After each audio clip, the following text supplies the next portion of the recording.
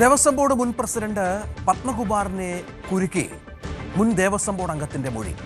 എല്ലാം സഖാവ് പറഞ്ഞിട്ടാണ് ചെയ്തത് എന്നാണ് ശബരിമല സ്വർണ്ണക്കൊള്ളയുമായി ബന്ധപ്പെട്ട് SITക്ക് മുന്നിൽ നൽകിയിരിക്കുന്നത്. പത്മകുമാറിന് കുരുക്കേറുകയാണ്. ഇതടക്കം നിരവധി വാർത്തകളുണ്ട്. ആദ്യം നമ്മുടെ തലക്കെട്ടുകൾ വേഗത്തിൽ നോക്കാം. ശബരിമല സ്വർണ്ണക്കൊള്ളയിൽ എല്ലാ തീരുമാനങ്ങളും പത്മകുമാറിൻ്റെതെന്ന് മുൻ ദേവസ്വം ബോർഡ് അംഗം വിജയകുമാർ. സ്വർണ്ണപ്പാളി പുതുക്കുന്ന കാര്യം ബോർഡ് യോഗത്തിൽ പത്മകുമാർ പറഞ്ഞപ്പോൾ മറ്റൊന്നും വായിക്കാതെ ഒപ്പിട്ടെന്നാണ് വിജയകുമാർ SITക്ക് മൊഴി നൽകിയത്. വിജയകുമാർ വീഴ്ച വരുത്തിയതായും ബോർഡിന് നഷ്ടമുണ്ടാക്കിയെന്നും റിമാൻഡ് റിപ്പോർട്ടിൽ പറയുന്നു. ശബരിമല സ്വർണ്ണക്കവർച്ചാ കേസിൽ അറസ്റ്റിലായ സ്മാർട്ട് ക്രിയേഷൻ CEO പങ്കജ് ഭണ്ഡാരിക്കും സ്വർണ്ണ വ്യാപാരി ഗോവർദ്ധനുമായി SIT ഇന്ന് കസ്റ്റഡി അപേക്ഷ സമർപ്പിക്കും. കൊല്ലം വിജിലൻസ് കോടതിയിലാണ് കസ്റ്റഡി അപേക്ഷ നൽകുക. പത്മകുമാറിനെയും ഇന്ന് വിജിലൻസ് കോടതിയിൽ ഹാജരാക്കും. പത്മകുമാറിന്റെ ജാമ്യാപേക്ഷയും കോടതി പരിഗണിക്കും. ശബരിമല സ്വർണ്ണക്കൊള്ളയിൽ അന്വേഷണ പുരോഗതി റിപ്പോർട്ട് ഇന്ന് SIT ഹൈക്കോടതിയിൽ സമർപ്പിക്കും. പുതിയ കണ്ടെത്തലുകളും അറസ്റ്റുകളുടെ വിശദാംശങ്ങളും SIT കോടതിയെ അറിയിക്കും. ഡി മണിയെയും ചോദ്യം ചെയ്യും. തദ്ദേശ തെരഞ്ഞെടുപ്പ് ഫല അവലോകനത്തിന് CPI സംസ്ഥാന കൗൺസിൽ യോഗം ഇന്ന് ചേരും. ശബരിമല സ്വർണ്ണക്കൊള്ളയും ഭരണവിരുദ്ധ വികാരവും മുഖ്യമന്ത്രിയോടുള്ള എതിർപ്പും പരാജയത്തിന് കാരണമെന്നായിരുന്നു സംസ്ഥാന എക്സിക്യൂട്ടീവിൽ ഉയർന്ന വിമർശനം. ഭരണവിരുദ്ധ വികാരമില്ലെന്ന CPMന്റെ വിലയിരുത്തലിന് ഘടകവിരുദ്ധമായാണ് ഈ വിമർശനങ്ങൾ. സംസ്ഥാന കൗൺസിലും സമാന വിമർശനങ്ങൾക്ക് സാക്ഷ്യം വഹിക്കും. കൊച്ചി ബ്രോഡ്വേയിൽ വൻ തീപിടുത്തം. 12 കടകൾ കത്തി നശിച്ചു. ഫാൻസി കളിപ്പാട്ട കടകൾക്കാണ് തീപിടിച്ചത്. മണിക്കൂറുകൾ നീണ്ട ശ്രമത്തിനൊടുവിലാണ് തീ അണച്ചത്. കാസർഗോഡ് ബേക്കലിൽ ഇന്നലെ രാത്രി നടന്ന വേടന്റെ സംഗീത പരിപാടിക്കിടെ തിക്കിലും തിരക്കിലും പെട്ട് 15 പേർ ആശുപത്രിയിൽ. കൂടുതൽ പോലീസ് എത്തിയാണ് സ്ഥിതിഗതികൾ നിയന്ത്രണ വിധേയമാക്കിയത്. ആലപ്പുഴയിൽ ഇന്ന് ഹോട്ടലുകൾ അടച്ചിടും. പക്ഷിപ്പനിയെ തുടർന്ന് കോഴിയിറച്ചി വിഭവങ്ങൾ നിരോധിച്ചതിനെ തുടർന്നാണ് തീരുമാനം. ശീതീകരിച്ച ഇറച്ചി ഉപയോഗിക്കാൻ പോലും അനുമതിയില്ലെന്ന് ഹോട്ടൽ ഉടമകൾ. ബംഗ്ലാദേശ് മുൻ പ്രധാനമന്ത്രി ഖാലിദ സിയ അന്തരിച്ചു. രോഗബാധിതയായിരിക്കെ ചികിത്സയിലായിരുന്നു. 80 വയസ്സായിരുന്നു ഖാലിദ സിയയ്ക്ക്.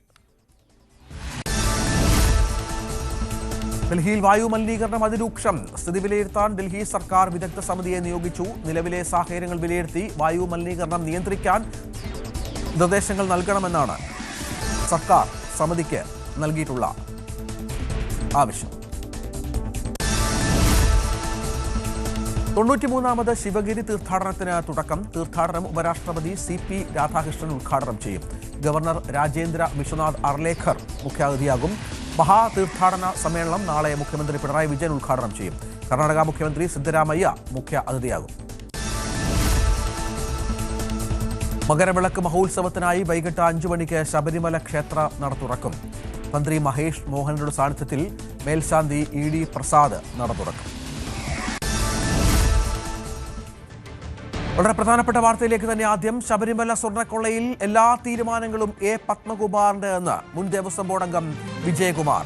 സ്വർണ്ണപ്പാളി പുതുക്കുന്ന കാര്യം ബോർഡ് യോഗത്തിൽ പത്മകുമാർ പറഞ്ഞപ്പോൾ മറ്റൊന്നും വായിക്കാതെ ഒപ്പിട്ടെന്നാണ് വിജയകുമാർ SITക്ക് മൊഴി നൽകിയത്. ഔദ്യോഗിക കൃത്യനിർവഹണത്തിൽ മുൻ ബോർഡ് അംഗം വിജയകുമാർ വീഴ്ച വരുത്തിയതായും ബോർഡിന് നഷ്ടമുണ്ടാക്കിയെന്നും റിമാൻഡ് റിപ്പോർട്ടിൽ പറയുന്നു. സാരംഗ് സുധാകരൻ ഏറ്റവും പുതിയ വിവരങ്ങളുമായി ചേരുകയാണ്. സാരംഗ്, പത്മകുമാറിനെ കുരുക്കുന്ന മൊഴിയാണ്, സംശയമില്ല, തനിക്കൊന്നും അറിയില്ല, എല്ലാം സഖാവ് പറഞ്ഞിട്ടാണ് എന്ന് പറയുമ്പോൾ ഈ വിഷയത്തിൽ കൈകഴുകാൻ വിജയകുമാർ ശ്രമിക്കുന്നു. പക്ഷെ അപ്പോഴും കുരുക്ക് മുറുക്കുകയാണ് SIT. രഞ്ജിത്ത്, തീർച്ചയായും. കാരണം വളരെ വലിയ വിമർശനങ്ങൾക്ക് വിധേയമായതിനു ശേഷമായിരുന്നു പ്രത്യേക അന്വേഷണ സംഘം പിന്നീട് N വിജയകുമാറിലേക്കും ശങ്കർദാസിലേക്കും കടക്കുകയും അവരെ അന്വേഷണ പരിധിയിൽ കൊണ്ടുവരികയും ചെയ്തത്. പക്ഷേ അപ്പോഴും ഒരു കാലതാമസം അവിടെയും ഉണ്ടായിട്ടുണ്ട്. പക്ഷേ കഴിഞ്ഞ ദിവസമാണ് അതും അറസ്റ്റ് ചെയ്തത്. ഇയാൾ SITക്ക് മുൻപിൽ കീഴടങ്ങുകയായിരുന്നു. കടുത്ത മാനസിക സമ്മർദ്ദമാണ് നേരിടുന്നത്. കാരണം ഈ ഒരു വാർത്താമാധ്യമങ്ങളിലടക്കം ഈ വാർത്ത വരുന്നു, തനിക്ക് ഏത് സമയം വേണമെങ്കിലും അറസ്റ്റിലേക്ക് കാര്യങ്ങൾ നീങ്ങാം എന്നൊരു സാഹചര്യം നിലനിൽക്കുന്നു. അങ്ങനെ കുടുംബാംഗങ്ങളടക്കം നിർദ്ദേശിച്ചപ്പോൾ അഭിഭാഷകനുമായി ചർച്ച ചെയ്തതിനു ശേഷമാണ് SITക്ക് മുൻപിൽ കീഴടങ്ങിയത്. അതിനുശേഷമാണ് അറസ്റ്റിലേക്ക് അടക്കം കാര്യങ്ങൾ കടന്നത്. ഇപ്പോൾ നമുക്ക് ലഭിച്ച വിവരങ്ങളുടെ അടിസ്ഥാനത്തിൽ, അതായത് റിമാൻഡ് റിപ്പോർട്ടിൽ പറയുന്ന കാര്യങ്ങൾ വെച്ച് നോക്കുമ്പോൾ നടന്നത് വലിയൊരു അഴിമതി അല്ലെങ്കിൽ വലിയൊരു കൊള്ളയായിട്ട് തന്നെയാണ് നമുക്ക് മനസ്സിലാക്കാൻ കഴിയുന്നത്. മാനുവലിലടക്കം തിരുത്തൽ നടത്തി, അതായത് ദേവസ്വം മാനുവലിലും തിരുത്തൽ നടത്തിയിട്ടുണ്ട്. അത് വിജയകുമാറിനും ശങ്കർദാസിനും അറിയാമായിരുന്നു. ഇത് പത്മകുമാർ തന്നെയാണ് അറിയിക്കുകയും ചെയ്തത്. മാനുവലിൽ തിരുത്തുന്നത് തന്നെ വലിയ ഗുരുതരമായ ഒരു തെറ്റാണ്. ഒപ്പം തന്നെ ഈ ഒരു സ്വർണ്ണക്കൊള്ളയുമായി ബന്ധപ്പെട്ട രീതിയിൽ രേഖകളിൽ ഒപ്പുവെച്ചത് N വിജയകുമാർ ശങ്കർദാസും ഒപ്പുവെച്ചു. അതും പത്മകുമാറിൻ്റെ നിർദ്ദേശത്തിന് പ്രകാരമാണ്. ഇത് ഈ ഒരു സ്വർണ്ണക്കൊള്ളയിൽ കൃത്യമായി കൂട്ടുനിന്നു. ഗൂഢാലോചനയിൽ 3 പേരും പങ്കാളികളായിട്ടുണ്ട്. ഒപ്പം തന്നെ ഈ സ്വർണ്ണക്കൊള്ളയിലെ സുപ്രധാന, അതായത് ഈ ഒരു 2019 ബോർഡുമായി ബന്ധപ്പെട്ട് നോക്കുകയാണെന്നുണ്ടെങ്കിൽ പത്മകുമാറിൻ്റെ മൊഴി തുടക്കത്തിൽ തന്നെ പുറത്തു വന്നിരുന്നു. തനിക്ക് മാത്രം ഒന്നും ചെയ്യാൻ കഴിയില്ല, ബോർഡ് അംഗങ്ങളടക്കം ഇതിൽ പങ്കാളികളാണ്. അതുകൊണ്ട് തന്നെ അവരിലേക്കും അന്വേഷണം നീങ്ങേണ്ടത്, അതും വീണ്ടും ഈ ഒരു ഹൈക്കോടതിയുടെ നിർദ്ദേശം വരേണ്ടി വരുന്നു, കടുത്തൊരു വിമർശനം വരേണ്ടി വന്നു. അവരിലേക്കടക്കം അന്വേഷണം നീങ്ങാനും അവരെ നോട്ടീസ് നൽകി അന്വേഷണ സംഘത്തിന് മുൻപാകെ എത്തിക്കാനടക്കം അതിലടക്കം കാലതാമസം വന്നിട്ടുണ്ട് എന്ന കാര്യം വളരെ പ്രസക്തമാണ്.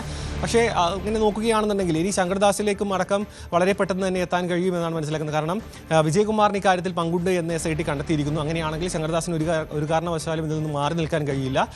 അദ്ദേഹം കൂടി അറിഞ്ഞുകൊണ്ടാണ് ഈ ഒരു കുറ്റകൃത്യം നടന്നിട്ടുള്ളത് എന്ന കാര്യം തീർച്ചയുമാണ്. ഈ ഒരു റിമാൻഡ് റിപ്പോർട്ടിലെ കാര്യങ്ങൾ വളരെ സുപ്രധാനപ്പെട്ടതാണ്. കാരണം ഈ ഒരു കുറ്റകൃത്യം നടത്താൻ അല്ലെങ്കിൽ ഈ കൊള്ള നടത്താൻ വേണ്ടി ദേവസ്വം മാനുവലിൽ തിരുത്തൽ നടത്തി.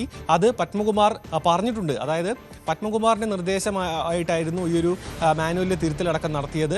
അതിനെ N വിജയകുമാർ ശങ്കർദാസും ഒപ്പം നിന്നു. ഒപ്പം തന്നെ ഈ ഒരു രേഖകളിൽ ഒപ്പിട്ട് നൽകുന്ന, ഇപ്പോൾ രഞ്ജിത്ത് സൂചിപ്പിച്ച പോലെ തന്നെ പത്മകുമാർ നിർദ്ദേശിക്കുന്നു, ഒപ്പിട്ട് നൽകുന്നു. അതിനപ്പുറത്തേക്ക് കാര്യങ്ങളൊന്നും അന്വേഷിച്ചിരുന്നില്ല എന്നടക്കമാണ് മൊഴിയിലുള്ളത്. പക്ഷേ ഈ ഒരു ഗൂഢാലോചനയിൽ കൃത്യമായി പങ്കെടുത്തു. മാത്രമല്ല ഇതിൻ്റെ പിന്നിൽ വലിയ സാമ്പത്തിക ലാഭം ഉദ്ദേശിച്ചുകൊണ്ട് തന്നെ ഈ കുറ്റകൃത്യത്തിൽ കൃത്യമായി പങ്കാളികളായി അതടക്കം കൈപ്പറ്റുകയും ചെയ്തു. അതുകൊണ്ട് തന്നെ ഈ ഒരു വരും ദിവസങ്ങളിലും ഈ ഒരു അന്വേഷണം കൂടുതൽ തെളിവുകളിലേക്കും വിജയകുമാറിനെ അടക്കം ചോദ്യം ചെയ്യുകയാണെന്നുണ്ടെങ്കിൽ ശങ്കർദാസിലേക്കും ഒപ്പം തന്നെ ഇതിൻ്റെ പിന്നിലെ ഉന്നതരിലേക്കടക്കം എത്താൻ സാധിക്കും. അതേസമയം മറ്റൊരു വിഷയം നമുക്ക് ചർച്ച ചെയ്യേണ്ടത് ഡി മണിയുമായി ബന്ധപ്പെട്ടതാണ്. ഡി മണിയോട് ഇന്ന് അന്വേഷണ സംഘത്തിന് മുൻപാകെ ഹാജരാകാൻ നോട്ടീസ് നൽകിയിട്ടുണ്ട്. അദ്ദേഹം ഹാജരാകുമോ എന്ന കാര്യം വളരെ നിർണായകമാണ്. കാരണം ഡി മണി എന്ന് പറയുന്നത് അന്വേഷണ സംഘം കണ്ടെത്തിയ വ്യക്തി തന്നെയാണ് എന്ന് വ്യാപാരി, അതായത് രമേശ് ചെന്നിത്തല സൂചിപ്പിച്ച വ്യാപാരി സ്ഥിരീകരിച്ചിട്ടുണ്ട്.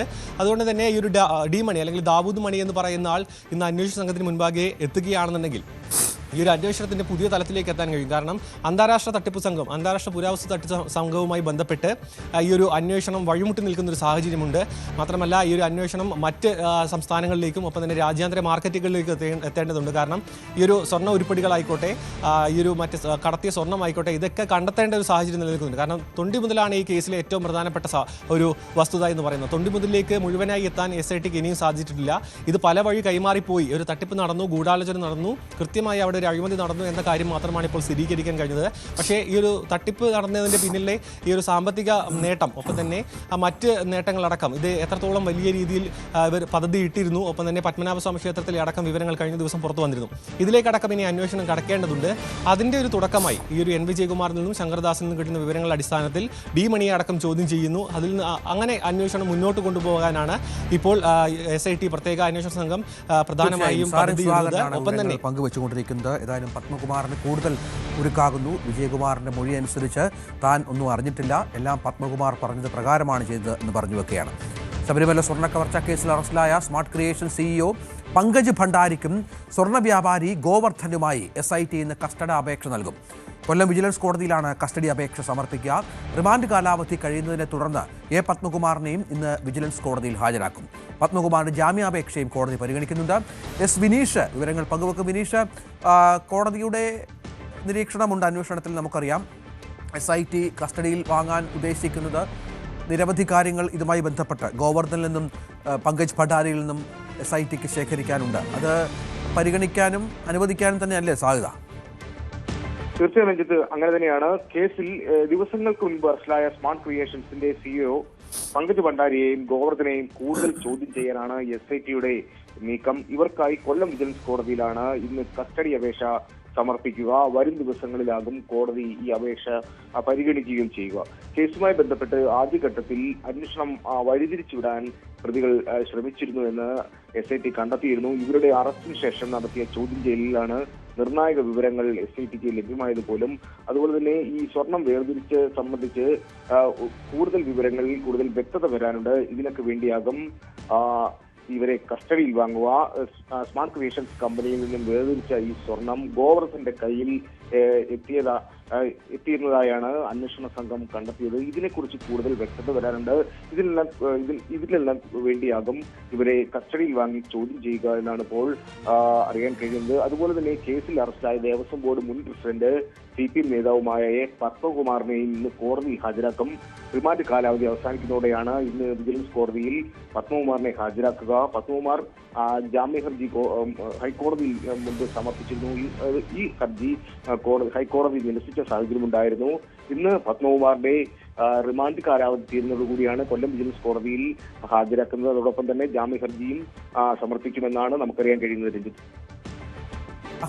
SITയുടെ പുതിയ നീക്കങ്ങൾ ഈ കേസുമായി ബന്ധപ്പെട്ട് നമുക്കറിയാം. ഈ വിഷയമടക്കം ശബരിമല സ്വർണ്ണക്കൊള്ള വിഷയം കോടതിയുടെ നിയന്ത്രണത്തിൽ തന്നെയാണ് മുന്നോട്ട് പോകുന്നത്, സംശയമില്ല. അവിടെ കോടതിയെ കാര്യങ്ങൾ ബോധ്യപ്പെടുത്തി തന്നെ വേണം അന്വേഷണം മുന്നോട്ട് കൊണ്ടുപോകാനും. ശബരിമല സ്വർണ്ണക്കൊള്ളയിൽ അന്വേഷണ പുരോഗതി റിപ്പോർട്ട് ഇന്ന് SIT ഹൈക്കോടതിയിൽ സമർപ്പിക്കും. പുതിയ കണ്ടെത്തലുകളും അറസ്റ്റുകളുടെ വിശദാംശങ്ങളും SIT കോടതിയെ അറിയിക്കും. ഡി മണിയെയും ഇന്ന് ചോദ്യം ചെയ്യും. ഡാനി നിർണായകമായ ദിവസമാണ് പ്രത്യേക അന്വേഷണ സംഘത്തിന്. കാരണം കഴിഞ്ഞ തവണ വലിയ രൂക്ഷമായ വിമർശനം ഈ അന്വേഷണ പുരോഗതിയുമായി ബന്ധപ്പെട്ട് കോടതിയുടെ ഭാഗത്തു നിന്ന് ഉണ്ടായിരുന്നു. വലിയ വമ്പൻ സ്രാവുകളിലേക്ക് അന്വേഷണം പോകുന്നില്ല എന്ന വിമർശനമായിരുന്നു കോടതി പ്രധാനമായും ഉന്നയിച്ചത്. അതിനിടയിലുള്ളൊരു കാലയളവിൽ സമാനമായി തന്നെ കാര്യങ്ങൾ മുന്നോട്ട് പോവുകയാണ്. സ്വാഭാവികമായും കോടതിക്ക് ചോദ്യങ്ങൾ ഉണ്ടാവും.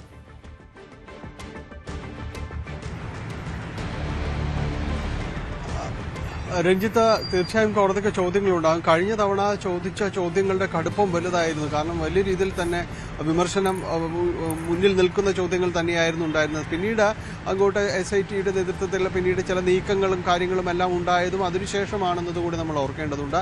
ഏതായാലും ഇന്ന് അന്വേഷണ പുരോഗതി റിപ്പോർട്ട് ഇന്ന് സമർപ്പിക്കും എന്ന് തന്നെയാണ് മനസ്സിലാക്കുന്നത്. ഒരുപക്ഷെ കോടതിയുടെ മുന്നിലേക്ക് അത് വന്നേക്കും. അതോടൊപ്പം തന്നെ മറ്റൊന്ന്, ഈ SITയും ഒരു കോടതിക്ക് മുന്നിലേക്ക് ഒരു ആവശ്യം മുന്നോട്ട് വയ്ക്കുന്നതായിട്ട് മനസ്സിലാക്കുന്നു. കാരണം ഇത് അന്വേഷണ സംഘത്തെ വിപുലപ്പെടുത്തണം എന്നത്, 2 CIമാരെ കൂടി ഉൾപ്പെടുത്തണമെന്നൊരു ആവശ്യം SITയുടെ ഭാഗത്തു നിന്നുണ്ട് എന്നതാണ് അറിയാനായിട്ട് സാധിക്കുന്നത്. ഇത് കോടതിയുടെ പരിഗണനയിലേക്ക് ഒരുപക്ഷെ ഇന്ന് വരാനുള്ള ഒരു സാധ്യതയുണ്ട്. കാരണം ഇത് സമയബന്ധിതമായി മുന്നോട്ട് പോകണം. ഇപ്പോൾ അന്വേഷണ സംഘത്തിലെ അംഗബലം കുറവാണ് എന്നൊരു വിലയിരുത്തലുണ്ട്. പ്രത്യേകിച്ച് ഇത് വലിയ രീതിയിലുള്ള വെളിപ്പെടുത്തൽ, കൂടുതൽ അന്വേഷണങ്ങളും ചോദ്യം ചെയ്യലും എല്ലാം തന്നെ വേണ്ടി വരുമ്പോൾ സംഘത്തിൽ ആൾബലം കുറവാണ് എന്നൊരു രീതിയിലേക്ക് വന്നിട്ടുണ്ട്. അപ്പോൾ അതുകൂടി ഇന്ന് കോടതിക്ക് മുന്നിലേക്ക് ഒരു അപേക്ഷയായിട്ട് പ്രത്യേക അന്വേഷണ സംഘം സമർപ്പിക്കുന്നു എന്ന് തന്നെയാണ് അറിയാനായിട്ട് സാധിക്കുന്നത്. എന്തായാലും ഇതിൽ കോടതിയുടെ ഇടപെടൽ തന്നെയാണ് വളരെ നിർണായകമായത്. കോടതിയുടെ ചോദ്യങ്ങൾ തന്നെയാണ് ഒരർത്ഥത്തിൽ ഈ അന്വേഷണ സംഘത്തോട് ചോദിച്ച ചോദ്യങ്ങൾ തന്നെയാണ് പിന്നീട് ഈ കേസുമായി ബന്ധപ്പെട്ടുകൊണ്ട് വളരെയേറെ വഴിത്തിരിവുണ്ടാക്കിയതും പലരുടെയും അറസ്റ്റിലേക്ക് അടക്കം പോയതും എല്ലാം തന്നെയാണ്. നമുക്കറിയാം, ഈ തെരഞ്ഞെടുപ്പ് സമയത്തേക്ക് ഈ അന്വേഷണം മന്ദീഭവിച്ചോ എന്ന് ആ ഒരു സമയത്ത് ഇത് പരിഗണനയ്ക്ക് വന്നപ്പോൾ ചോദിച്ചു, എന്തുകൊണ്ട് ഈ സമയത്ത് അന്വേഷണം മന്ദീഭവിച്ചു എന്നതടക്കമുള്ള ചോദ്യങ്ങൾ കോടതിയുടെ ഭാഗത്തുനിന്ന് ഉണ്ടായിരുന്നു. ഏതായാലും പിന്നീട് അതിന് ഉത്തരം നൽകുന്ന രീതിയിലേക്കാണ് പിന്നീട് അറസ്റ്റും നടപടികളും എല്ലാം തന്നെ ഉണ്ടായത്. ഏതായാലും ഈ കേസുമായി ബന്ധപ്പെട്ടുകൊണ്ട് ഉണ്ടായിരിക്കുന്ന അറസ്റ്റ്, അതിൽ നിന്ന് കിട്ടിയ ചോദ്യം ചെയ്യലടക്കമുള്ള വിശദാംശങ്ങൾ ഇതെല്ലാം കോടതിക്ക് മുന്നിലേക്ക് ഇന്നെത്തും, കോടതിക്ക് മുൻപാകെ സമർപ്പിക്കുമെന്ന് തന്നെയാണ് നമ്മൾ പ്രതീക്ഷിക്കുന്നത്. വിശദമായ റിപ്പോർട്ട് തന്നെയായിരിക്കും കോടതിയുടെ മുന്നിലേക്ക് ഇന്ന് എത്തുക. ഈ കേസുമായി ബന്ധപ്പെട്ടുകൊണ്ട് നിർണായകമായ നീക്കങ്ങൾ കഴിഞ്ഞ കുറച്ച് ദിവസങ്ങളായിട്ട് നടക്കുന്നുണ്ട്. പ്രത്യേകിച്ച് പലരിലേക്കും ഉന്നതരിലേക്ക് അടക്കം അന്വേഷണം എത്തുന്നു, പലരും ചോദ്യം ചെയ്യുന്നു. അതോടൊപ്പം തന്നെ ഇതിൻ്റെ ഇടനിലക്കാർ എന്ന് പറയുന്ന അന്തർ സംസ്ഥാന സംഘങ്ങൾ തന്നെ ഇത് ഉണ്ട് എന്ന രീതിയിലുള്ള വിലയിരുത്തലിലേക്ക് അടക്കം പോകുന്നു. അപ്പോൾ ഏതായാലും ഈ രീതിയിൽ പ്രത്യേക അന്വേഷണ സംഘം നടത്തിയ ഇടപെടലുകളുടെയും ചോദ്യം ചെയ്യലിൻ്റെയും വിശദാംശങ്ങൾ ഇന്ന് കോടതിക്ക് മുന്നിലേക്ക് എത്തും. കോടതി അതിൽ എന്ത് പറയുന്നു എന്ന് തന്നെയാണ്. കഴിഞ്ഞ തവണ നിശിതമായ വിമർശനം ഏറ്റുവാങ്ങേണ്ടി വന്നു. ഇപ്പോൾ എന്താണ് കോടതിക്ക് മുന്നിലേക്ക് ഈ സാഹചര്യങ്ങൾ എത്തുമ്പോൾ കോടതി എന്ത് പറയുന്നു എന്നത് വളരെ നിർണായകം തന്നെയാണ് ഈ കേസ്. രഞ്ജിത്ത്, തീർച്ചയായും അതാണ് സാഹചര്യം. SITക്ക് നിർണായകമായ ദിവസമാണ്. കോടതി എന്തു പറയും എന്നതനുസരിച്ചിരിക്കും ഇനി ഈ കേസിൻ്റെ മുന്നോട്ടുള്ള പോക്ക്. തദ്ദേശ തെരഞ്ഞെടുപ്പ് ഫല അവലോകനത്തിന് CPI സംസ്ഥാന കൗൺസിൽ യോഗം ഇന്നാണ്. ശബരിമല സ്വർണ്ണക്കൊള്ളയും ഭരണവിരുദ്ധ വികാരവും മുഖ്യമന്ത്രിയോടുള്ള എതിർപ്പും പരാജയത്തിന് കാരണമായെന്നായിരുന്നു സംസ്ഥാന എക്സിക്യൂട്ടീവിൽ ഉയർന്ന വിമർശനം. ഭരണവിരുദ്ധ വികാരമില്ലെന്ന CPMന്റെ വിലയിരുത്തലിന് ഘടകവിരുദ്ധമാണ് ഈ വിമർശനങ്ങൾ. സംസ്ഥാന കൗൺസിലിലും സമാന വിമർശനങ്ങൾക്കാണ് സാധ്യത. ജനങ്ങൾക്ക് മുഖ്യമന്ത്രിയോടുള്ള എതിർപ്പ് തദ്ദേശ തെരഞ്ഞെടുപ്പ് തോൽവിക്ക് കാരണമായെന്നും ശബരിമല സ്വർണ്ണക്കൊള്ളയിൽ അറസ്റ്റിലായ പത്മകുമാറിനെ സംരക്ഷിച്ചത് തിരിച്ചടിച്ചെന്നും CPI സംസ്ഥാന സെക്രട്ടേറിയറ്റ് എക്സിക്യൂട്ടീവ് യോഗങ്ങളിൽ വിമർശനം ഉയർന്നിരുന്നു. ബംഗ്ലാദേശിന്റെ മുൻ പ്രധാനമന്ത്രിയും BNP നേതാവുമായ ഖാലിദ സിയ അന്തരിച്ചു. ഏറെ നാളായി അസുഖബാധിതയായിരുന്നു. ധാക്കയിലെ അപ്പോളോ ആശുപത്രിയിൽ ചികിത്സയിലായിരുന്നു. ബംഗ്ലാദേശിലെ ആദ്യത്തെ വനിതാ പ്രധാനമന്ത്രിയായിരുന്നു. നിരവധി വിപ്ലവാത്മകമായ മാറ്റങ്ങൾ വരുത്തിയ നേതാവാണ്. ബംഗ്ലാദേശിൻ്റെ 4 പതിറ്റാണ്ട് ചരിത്രം, ഏതാണ്ട് ഈ പറയുന്നതുപോലെ അസ്ഥിരമായ ബംഗ്ലാദേശിൻ്റെ ചരിത്രം, അത് ഖാലിദ സിയുമായി ബന്ധപ്പെട്ടിരിക്കും. UK നിന്ന് ബംഗ്ലാദേശിലേക്ക് 17 വർഷങ്ങൾക്ക് ശേഷം എത്തിയ മകൻ താരിഖ് റഹ്മാൻ പ്രധാനമന്ത്രി സ്ഥാനാർത്ഥിയായി BNPയുടെ നാമനിർദ്ദേശം ചെയ്യപ്പെട്ട ഒരു പശ്ചാത്തലം കൂടി ഇതിനോട് ചേർത്ത് വെക്കണം. കഴിഞ്ഞ ദിവസമാണ് താരിഖ് റഹ്മാൻ നാമനിർദ്ദേശ പത്രിക നൽകുകയും ചെയ്തത്. അജയ് സുധാ ബിജു ചേരുകയാണ്. അജയ്, ഞാൻ നേരത്തെ പറഞ്ഞതുപോലെ ഒരു 4 പതിറ്റാണ്ടത്തെ ഖാലിദ സിയയുടെ പോരാട്ടമുണ്ട്. 2 തവണ പ്രധാനമന്ത്രിയായി വർഷങ്ങളോളം ജയിലിൽ കിടന്നു, വീണ്ടും അസുഖബാധിതയാകുന്നു. അങ്ങനെ ബംഗ്ലാദേശിൻ്റെ ചരിത്രം ഖാലിദ സിയയെ മാറ്റി നിർത്തിയാൽ പ്രയാസമാണ് എന്ന് വ്യാഖ്യാനിക്കാൻ. തീർച്ചയായിട്ടും ഇപ്പോൾ നിലവിൽ കഴിഞ്ഞ തവണ അധികാരത്തിൽ നിന്ന് മാറ്റി നിർത്തപ്പെട്ട ഇപ്പോൾ ഷെയ്ഖ് ഹസീന, അവർക്ക് പോലും വഴിവെട്ടിക്കൊടുത്ത ഒരു അല്ലെങ്കിൽ അവർക്ക് മുൻപേ തന്നെ ബംഗ്ലാദേശിൻ്റെ പ്രധാനമന്ത്രി പദത്തിലേക്ക് എത്തിയ ഒരു ശക്തിയായിട്ടുള്ള നേതാവായിരുന്നു ഖാലിദ സിയ എന്ന് പറയുന്നത്. ഖാലിദ സിയ അതുപോലെ തന്നെ ഷെയ്ഖ് ഹസീന, ഇവർക്ക് ഇടയിലുണ്ടായിരുന്ന അധികാര വടംവലിയും രാഷ്ട്രീയ പോരുകളും അത് ബംഗ്ലാദേശിൻ്റെ ഒരു ദേശീയ തലത്തിൽ മാത്രമല്ല അന്താരാഷ്ട്ര തലത്തിൽ തന്നെ ശ്രദ്ധിക്കപ്പെട്ട ഒന്നായിരുന്നു. ഈ രഞ്ജിത്ത് സൂചിപ്പിച്ചതുപോലെ തന്നെ ബംഗ്ലാദേശിൻ്റെ പ്രധാനമന്ത്രിയായി ഇവർ ആദ്യമായി അവരോധിക്കപ്പെട്ടത് 1991-ലാണ്. ബംഗ്ലാദേശിൽ ആദ്യം പ്രസിഡൻഷ്യൽ റൂളായിരുന്നു. ഈ പ്രസിഡൻഷ്യൽ റൂളിൽ നിന്ന് ഈ പാർലമെന്ററി സംവിധാനത്തിലേക്കുള്ള ഒരു മാറ്റം, അതിനും നേതൃത്വം നൽകിയ ഒരു നേതാവ് കൂടിയായിരുന്നു ഖാലിദ സിയ എന്ന് പറയുന്നത്. 91-ൽ ഇവർ അധികാരത്തിൽ കയറിയ സമയത്ത് ബംഗ്ലാദേശിൻ്റെ പശ്ചാത്തലം എന്ന് പറയുന്നത് വളരെയധികം മോശപ്പെട്ട അവസ്ഥയിലായിരുന്നു. അന്ന് അതേ വർഷം തന്നെ ഇവർ അധികാരത്തിൽ കയറിയ അതേ വർഷം തന്നെ ഒരു വലിയ ചുഴലിക്കാറ്റ് ബംഗ്ലാദേശിനെ ബാധിക്കപ്പെട്ടു. അന്ന് 1 ലക്ഷത്തിലധികം പേർ മരിച്ചു. $2 ബില്യൺ നഷ്ടം ബംഗ്ലാദേശിന് ദേശീയ തലത്തിലുണ്ടായി. അപ്പോൾ അതെല്ലാം പരിഹരിച്ച് രാജ്യത്തെ മുന്നോട്ട് നയിച്ച നേതാവായിരുന്നു. അതുപോലെ തന്നെ ബംഗ്ലാദേശിലുള്ള സ്ത്രീകളുടെ വിദ്യാഭ്യാസം, അവർക്ക് കൂടുതൽ തൊഴിൽ മേഖലയിൽ അവസരങ്ങൾ, ഇതെല്ലാം ഖാലിദ സിയയുടെ ഭരണകാലത്ത് നടപ്പിലാക്കപ്പെട്ടു. അതുപോലെ തന്നെ സ്വകാര്യവൽക്കരണം, രാജ്യം കടുത്ത സാമ്പത്തിക നഷ്ടത്തിലേക്ക് കടന്നു പോയിരുന്ന സമയത്ത് രാജ്യത്തെ നിരവധി വ്യവസായ സ്ഥാപനങ്ങളും അതുപോലെ തന്നെ മറ്റ് മേഖലകളെല്ലാം സ്വകാര്യവൽക്കരിച്ചുകൊണ്ട് അവർ നടത്തിയിട്ടുള്ള ഒരു വിപ്ലവകരമായിട്ടുള്ള മാറ്റം, അത് ബംഗ്ലാദേശിനെ കൂടുതൽ പുരോഗതിയിലേക്ക് എത്തിക്കാൻ സഹായകരമായി. ആ സമയത്തൊക്കെ ബംഗ്ലാദേശിൻ്റെ ഒരു സാമ്പത്തിക വളർച്ച എന്ന് പറയുന്നത് അത് അത്ഭുതകരമായിട്ടുള്ള ഒരു നിലയിലായിരുന്നു.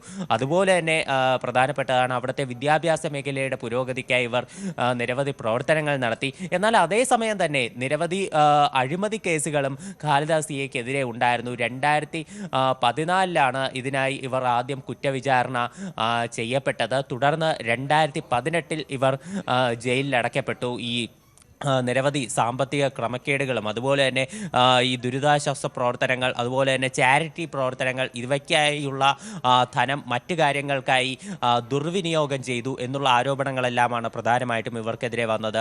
തുടർന്ന് 2018-ൽ 5 വർഷത്തേക്ക് ശിക്ഷിക്കപ്പെട്ടു. 2018 ഫെബ്രുവരിയിലാണ് ഈ വിധി വന്നത്. തുടർന്ന് അത് ഒക്ടോബറിൽ 10 വർഷമായി വർദ്ധിപ്പിക്കുകയും ചെയ്തു. അങ്ങനെ ജയിൽവാസം അനുഷ്ഠിക്കുന്നതിനിടെയാണ് ഇവരുടെ ആരോഗ്യനില വഷളായത്. അതിനെ തുടർന്ന് പിന്നീട് 2024-ൽ ഇവരുടെ 2024-ന് മുൻപ് ഇവരുടെ ഒരു ശിക്ഷയിൽ അത് ഇളവ് ചെയ്യപ്പെട്ടു.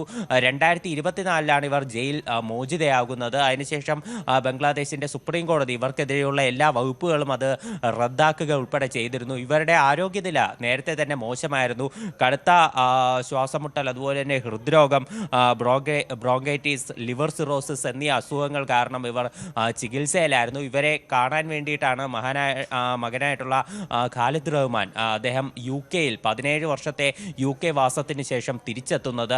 അന്ന് അദ്ദേഹം തിരിച്ചെത്തിയപ്പോൾ തന്നെ ബംഗ്ലാദേശിൻ്റെ പ്രധാനമന്ത്രി പദത്തിലേക്ക് BNPയെ റെപ്രസെൻറ്റ് ചെയ്തുകൊണ്ട് ഇയാൾ മത്സരിക്കും എന്നുള്ള അഭ്യൂഹങ്ങളെല്ലാം ഉണ്ടായിരുന്നു. ഇപ്പോൾ അത് സത്യമാണെന്ന് തെളിയിച്ചുകൊണ്ട് ഖാലിദ് റഹ്മാൻ ഇപ്പോൾ നിലവിൽ ഒരു നാമനിർദ്ദേശ പത്രിക സമർപ്പിച്ചിട്ടുണ്ട്. 2 മണ്ഡലങ്ങളിലാണ് അദ്ദേഹം നാമനിർദ്ദേശ പത്രിക നൽകിയിട്ടുള്ളത്. ധാക്ക 17-ലും അതുപോലെ തന്നെ ബോഗ്ര 6-ലുമാണ് താരിഖ് റഹ്മാൻ മത്സരിക്കുമെന്ന് നിലവിൽ അറിയിച്ചിട്ടുള്ളത്. എന്തായാലും വളരെ കടുത്ത പോരാട്ടം തന്നെയായിരിക്കും BNPക്ക്. കാരണം എതിർവശത്ത് നാഷണൽ സിറ്റിസൺ പാർട്ടിയും അതുപോലെ തന്നെ ഈ ജമാഅത്തെ ഇസ്ലാമിയും അവർ രണ്ടുപേരും സഖ്യം രൂപീകരിച്ചാണ് മത്സരിക്കുന്നത്. അതുപോലെ തന്നെ ബംഗ്ലാദേശിൽ ഇപ്പോഴും അവിടുത്തെ ഏറ്റവും വലിയ രാഷ്ട്രീയ കക്ഷിയായിട്ടുള്ളത് അവാമി ലീഗാണ്, ഷെയ്ഖ് ഹസീനയുടെ പാർട്ടി. അപ്പോൾ അവരുടെ വോട്ടുകൾ അവരുടെ പ്രവർത്തകർ ഈ തെരഞ്ഞെടുപ്പിനെ എങ്ങനെയായിരിക്കും നേരിടുന്നത്, അവരുടെ വോട്ടുകൾ എങ്ങോട്ടായിരിക്കും പോകുന്നത്, അതുപോലെ തന്നെ ഒരുപാട് കാലം ബംഗ്ലാദേശിൻ്റെ ന്യൂനപക്ഷ വോട്ടുകൾ എപ്പോഴും തുണച്ചിരുന്നത് അവാമി ലീഗിനെയായിരുന്നു. അപ്പോൾ ഹിന്ദുക്കൾ ഉൾപ്പെടെയുള്ള ന്യൂനപക്ഷ വോട്ട് അതെങ്ങോട്ട് മറിയും എന്നുള്ളതെല്ലാം ഈ തെരഞ്ഞെടുപ്പിൽ നിർണായകമായി തന്നെ ആയിരിക്കും. എന്തായാലും ഈ നാഷണൽ സിറ്റിസൺ പാർട്ടിയും അതുപോലെ തന്നെ ഈ നിലവിൽ ഈ ജമാഅത്തെ ഇസ്ലാമി തമ്മിലുള്ള കൂട്ട് അവരുടെ പല ദേശീയ നേതാക്കൾക്കും ഇഷ്ടപ്പെട്ടിട്ടില്ല. നാഷണൽ സിറ്റിസൺ പാർട്ടിയുടെ ദേശീയ നേതാവായിട്ടുള്ള മഹ്ഫൂസ് ആലം അയാൾ ഇപ്പോൾ നിലവിൽ ഫേസ്ബുക്കിൽ ഉൾപ്പെടെ ഈ പാർട്ടിയുടെ ഈ സഖ്യ രൂപീകരണവുമായി ബന്ധപ്പെട്ട വാർത്തകൾ അത് ഷെയർ ചെയ്തിട്ടില്ല. അതിൽ നിന്നെല്ലാം പിൻവലിഞ്ഞ് നിൽക്കുകയാണ്. അതുപോലെ തന്നെ ഈ വിദ്യാർത്ഥി പ്രക്ഷോഭം 2024 ഉണ്ടായപ്പോൾ UK-യിൽ തൻ്റെ ഡോക്ടറായിട്ടുള്ള ജോലി കളഞ്ഞുകൊണ്ട് ബംഗ്ലാദേശിൽ തിരിച്ചെത്തി ഈ പ്രതിഷേധങ്ങളിൽ പങ്കാളിയായിരുന്ന തൻസി ജാറ എന്ന് പറയുന്ന ഒരു വനിതാ ഡോക്ടർ അവർ നിലവിൽ ഈ പാർട്ടി പോവുകയും ചെയ്തിട്ടുണ്ട്. ജമാഅത്തെ ഇസ്ലാമിയുമായുള്ള സഖ്യ രൂപീകരണത്തിൽ പ്രതിഷേധിച്ചുകൊണ്ട് ഇവർ സ്വതന്ത്രയായി തെരഞ്ഞെടുപ്പിനെ നേരിടുമെന്ന് അറിയിച്ചിട്ടുണ്ട്. എന്തായാലും ബംഗ്ലാദേശിൽ ഈ വരുന്ന ഫെബ്രുവരി 12-നാണ് തെരഞ്ഞെടുപ്പ്. ഇതിനു മുൻപേ ഈ ഖാലിദ സിയെയും അതുപോലെ തന്നെ ഷെയ്ഖ് ഹസീനയും മത്സരിച്ച സമയത്തൊക്കെ എല്ലാം തന്നെ നിരവധി രാഷ്ട്രീയ അനിശ്ചിതത്വങ്ങളിലൂടെയെല്ലാം ആ തെരഞ്ഞെടുപ്പ് ബംഗ്ലാദേശിലെ തെരഞ്ഞെടുപ്പ് പോയിരുന്നു. അതുകൊണ്ട് തന്നെ ഈ 12-ാം തീയതി നടക്കാനിരിക്കുന്ന തെരഞ്ഞെടുപ്പ് അത് നടക്കുമോ എന്ന കാര്യത്തിൽ വരെ സംശയമുണ്ട്. ഇനി നടന്നാൽ തന്നെ എങ്ങനെയായിരിക്കും എന്നുള്ള കാര്യം ഉൾപ്പെടെ ആണ് നമ്മൾ നോക്കിക്കാണേണ്ടത്. അത് പ്രധാനപ്പെട്ട ഒന്നാണ്. തെരഞ്ഞെടുപ്പിന്റെ പശ്ചാത്തലത്തിൽ കൂടിയാണ് ഖാലിദ സിയ എന്ന വളരെ പ്രധാനപ്പെട്ട ഒരു നേതാവ് വിടവാങ്ങുന്നത്. അവരുടെ പാർട്ടി വീണ്ടും അധികാരത്തിലെത്തും എന്നുള്ളതിൻ്റെ സൂചനകൾ കൂടി ലഭ്യമാകുന്ന ഘട്ടമായിരുന്നു അത്. ഇതിനിടയിലാണ് അവർ അസുഖബാധിതയാകുന്നതും ഗുരുതരമായ രോഗത്തിന് പിടിയിലാകുന്നതും ഏറ്റവും ഒടുവിൽ മരണം സംഭവിക്കുന്നതും. അജയ് സുധാ ബിജുവാണ് വിവരങ്ങൾ പങ്കുവച്ചത്. ഇസ്രായേൽ പ്രധാനമന്ത്രി Benjamin Netanyahu US president Donald ട്രംപുമായി കൂടിക്കാഴ്ച നടത്തി. ഫ്ലോറിഡയിലെ ട്രംപിന്റെ മാർ എ ലാഗോ റിസോർട്ടിലായിരുന്നു കൂടിക്കാഴ്ച. ഗസ സമാധാന പദ്ധതിയുടെ അടുത്ത ഘട്ടത്തിലേക്ക് കടക്കാൻ ട്രംപ് സമ്മർദ്ദം ചെലുത്തുന്നതിനിടെയായിരുന്നു ഇത്. നെതന്യാഹുവിനെ പ്രശംസ കൊണ്ട് ട്രംപ് മൂടി. അദ്ദേഹത്തിനെ യുദ്ധകാലത്തെ പ്രധാനമന്ത്രിയെന്ന് വിശേഷിപ്പിച്ചു. നെതന്യാഹു പ്രധാനമന്ത്രിയായിരുന്നുവെങ്കിൽ ഒരുപക്ഷെ ഇസ്രായേൽ ഇന്ന് നിലനിൽക്കില്ലായിരുന്നുവെന്നും ട്രംപ് പറഞ്ഞു. ഹമാസ് വേഗം നിരായുധീകരണം നടത്തണമെന്നാണ് US പ്രസിഡന്റിന്റെ അന്ത്യശാസനം.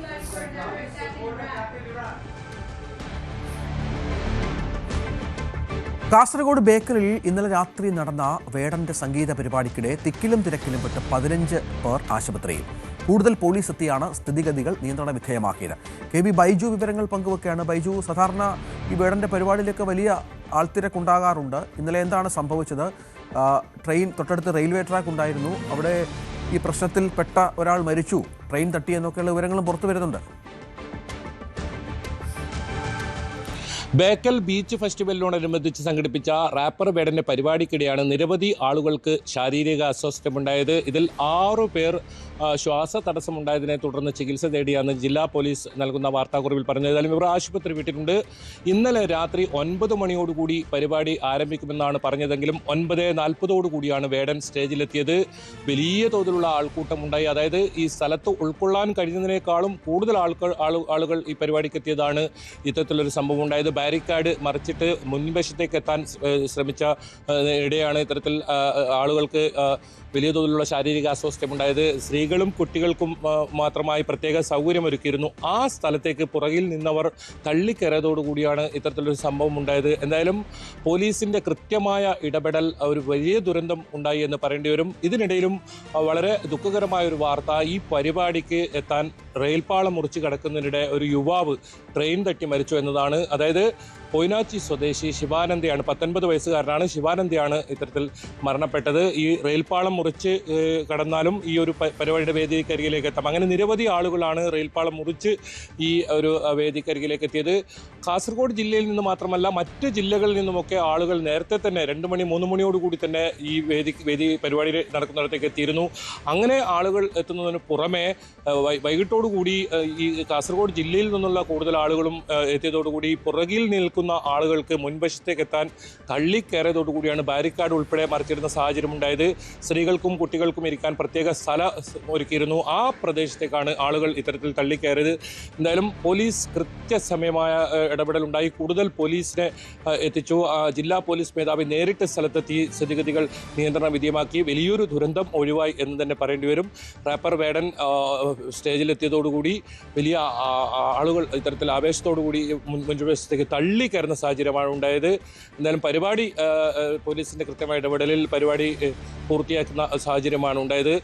ഏതെങ്കിലും തരത്തിൽ ഈ സംഘാടകർക്ക് വീഴ്ച വരുത്തിയിട്ടുണ്ടോ എന്ന കാര്യത്തിൽ അന്വേഷണം ഉണ്ടാകുമെന്ന് ജില്ലാ പോലീസ് മേധാവി തന്നെ വ്യക്തമാക്കിയിട്ടുണ്ട്. 6 പേർ ഇത്തരത്തിൽ ശ്വാസതടസ്സമുണ്ടായതിനെ തുടർന്ന് ചികിത്സ തേടിയെന്നാണ് പോലീസ് നൽകുന്ന വിശദീകരണം. അവർ ആശുപത്രി വിട്ടുവെന്നും പോലീസ് ഈ വിശദീകരണ കുറിപ്പിൽ വ്യക്തമാക്കുന്നുണ്ട്. അതോടൊപ്പം നേരത്തെ സൂചിപ്പിച്ചതുപോലെ തന്നെ ഏതെങ്കിലും തരത്തിൽ ഇതിൽ സംഘാടകർക്ക് വീഴ്ച വന്നിട്ടുണ്ടെങ്കിൽ അത് അന്വേഷിക്കുമെന്നും പറയുന്നുണ്ട്. കഴിഞ്ഞ കുറച്ച് ദിവസങ്ങളിലായി ബേക്കൽ ബീച്ചിൽ ഇത്തരത്തിൽ ഫെസ്റ്റിവൽ നടക്കുന്നുണ്ട്. കൂടുതൽ ആളുകൾ ക്രിസ്മസ് ന്യൂ ഇയർ ആയതുകൊണ്ട് തന്നെ കൂടുതൽ ആളുകൾ ഇന്നലെ എത്തി.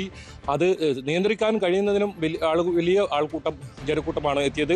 ഈ സൗണ്ട് ബോക്സിൽ ഉൾപ്പെടെ ആളുകൾ കയറുന്ന സാഹചര്യം ഉണ്ടായിരുന്നു. തൊട്ടടുത്ത മരത്തിന് മുകളിലുമൊക്കെ ആളുകൾ കയറുന്ന സാഹചര്യം ഉണ്ടായിരുന്നു. അങ്ങനെ വലിയ ജനക്കൂട്ടം എത്തിയതോടുകൂടിയാണ് പരിഭ്രാന്തി ഉണ്ടായത്. എന്തായാലും ഒരു മരണം, ഈ ട്രെയിൻ തട്ടി ഒരു മരണം ഉണ്ടായതല്ലാതെ മറ്റ് അനിഷ്ട സംഭവങ്ങൾ കൂടുതൽ ഒന്നും ഉണ്ടായിട്ടില്ല. പോലീസിന് കൃത്യമായി നിയന്ത്രിക്കാൻ കഴിഞ്ഞു. 10:00 തന്നെ പോലീസ് ഇതിൽ കൃത്യമായ ഒരു നിയന്ത്രണം ഏർപ്പെടുത്താൻ സാധിച്ചു. പരിപാടി പൂർത്തിയാക്കിയാണ് വേടൻ മടങ്ങിയത്.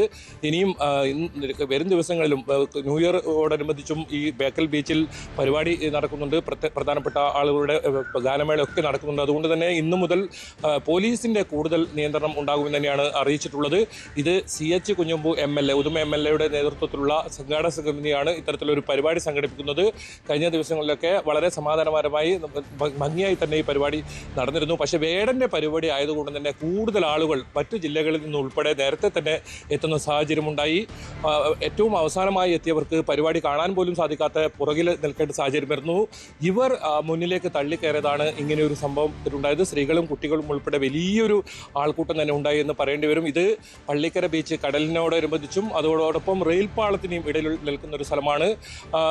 വലിയ സൗകര്യമുണ്ടെങ്കിലും വേടനെ പോലുള്ള അവരുടെ പരിപാടി സംഘടിപ്പിക്കുമ്പോൾ കൂടുതൽ ആളുകൾ എത്തുന്നത് തന്നെയാണ്. അത് സംഘാടകർക്ക് ഏതെങ്കിലും തരത്തിൽ വീഴ്ച വന്നിട്ടുണ്ടോ എന്നത് പരിശോധിക്കുന്നുണ്ട്. അത്തരം പരിശോധന നടത്തുമെന്ന് പോലീസ് അറിയിച്ചിട്ടുണ്ട്. ഏതായാലും വലിയ പരിക്കുകളൊന്നും ആർക്കുമില്ല. ഈ ശ്വാസതടസ്സം ഉണ്ടായതൊഴിച്ചാൽ മറ്റ് പരിക്കുകളൊന്നും തന്നെ ഉണ്ടായിട്ടില്ല.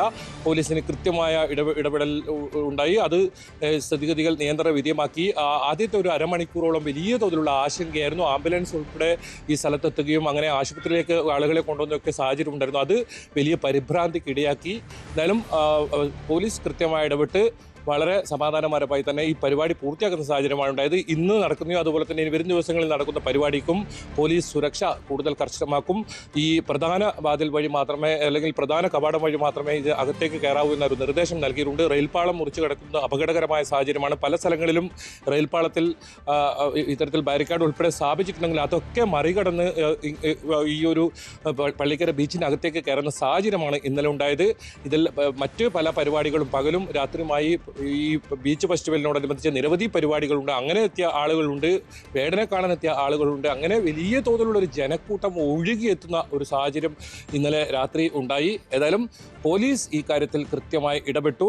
പോലീസിന്റെ ഇടപെടലിൽ വലിയ ദുരന്തം ഒഴിവായി എന്ന് തന്നെ പറയേണ്ടി വരും. അതിനിടയിലും ഒരു മരണം സംഭവിച്ചു. അത് ഇത്തരത്തിലാണ്. ഈ പരിപാടി കാണാനായി എത്തുമ്പോൾ റെയിൽവേ പാളം മുറിച്ചടക്കുമ്പോൾ ട്രെയിൻ തട്ടിയാണ് യുവാവ് മരിച്ചത്. നേരത്തെ പറഞ്ഞതുപോലെ തന്നെ പൊയ്നാച്ചി സ്വദേശി 19 വയസ്സുകാരൻ ശിവാനന്ദയാണ് മരിച്ചത്. ഇന്ന് നടക്കുന്ന മറ്റ് പരിപാടികൾക്കും കർശന സുരക്ഷയുണ്ടാകും. അതോടൊപ്പം ഇന്നലെ ഉണ്ടായ ഈ ഒരു സംഭവത്തിൽ പോലീസ് വിശദമായൊരു അന്വേഷണം നടത്തും.